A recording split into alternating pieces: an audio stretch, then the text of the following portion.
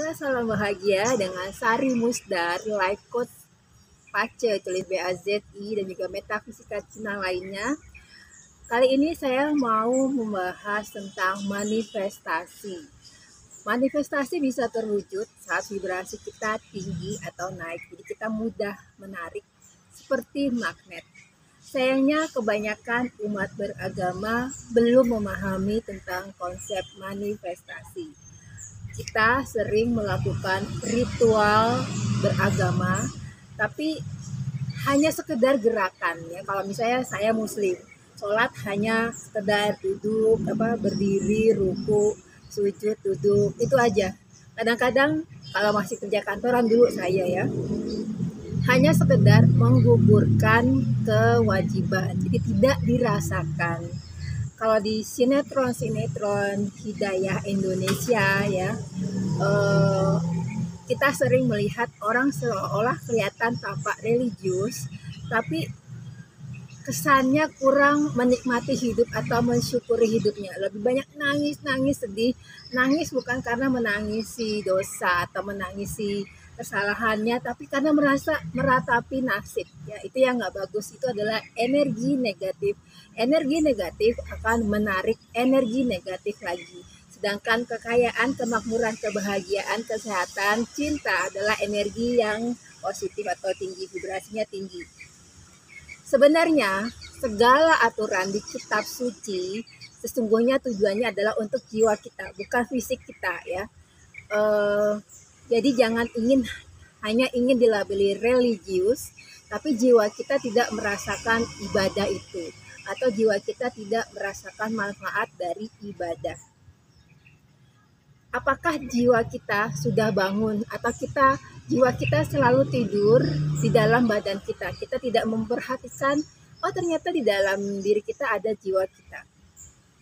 Kita lebih terkungkung pada aturan norma sosial atau aturan agama, ingin menggugurkan ibadah, tapi tidak menyadari bahwa semua ibadah itu, amal ibadah, sedekah, sebenarnya adalah untuk jiwa. Kalau kita hanya terkungkung pada aturan atau kita terlalu bangga dengan agama, tapi kita nggak menyadari tentang jiwa kita, ya, akhirnya jadi seperti saat ini, perang antar agama, masing-masing merasa dirinya paling benar, seperti itu. Padahal memang agama itu sifatnya subjektif ya, masing-masing orang merasa agamanya paling benar, tapi bukan berarti harus diributkan, karena nggak akan ketemu yang seperti ini. Jadi jiwanya gagal bangkit, gagal menjadi penyayang dan juga pengasih seperti citra Tuhan atau citra Allah untuk di agama Islam.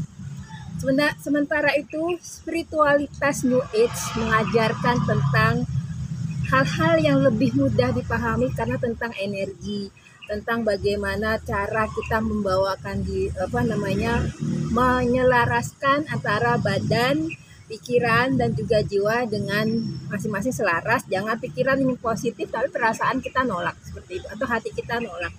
Dan juga kita menyelaraskan dengan lingkungan di sekitar kita. Sementara itu spiritualitas New Age mengajarkan hal-hal yang lebih mudah dipahami, tidak terkungkung oleh aturan-aturan agama. Padahal sebenarnya kalau umat beragama menyadari itu, akan lebih mudah untuk menarik apapun itu yang mereka inginkan, dan lebih mudah untuk ikhlas dan juga bersyukur, karena ikhlas adalah vibrasi tertinggi. Manusia yang jiwanya belum bangun akan lupa bahwa sebelum turun ke bumi sudah melakukan perjanjian dengan Tuhan atau dengan Allah, atau melakukan soul contract ya, soul contract. Dan bedanya spiritualitas New Age menjelaskan ini dengan lebih mudah. Seperti itu.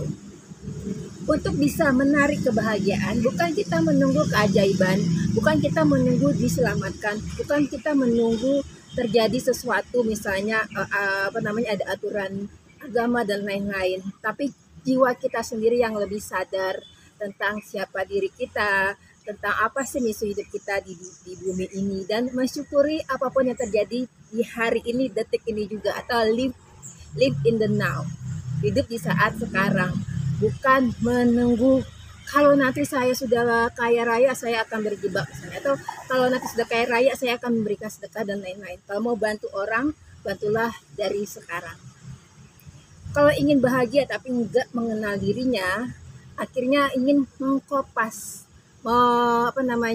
meniru meniru jalan ninja seseorang atau meniru kebahagiaan orang lain yang belum tentu bisa pas digunakan oleh dirinya, ya. Misalnya Raffi Ahmad terkenal dengan cara seperti apa, kaya dengan cara apa, belum tentu saya bisa mengkopas cara-cara dari Raffi Ahmad, karena saya beda dengan Raffi Ahmad dan misi saya di bumi ini beda dengan Raffi Ahmad.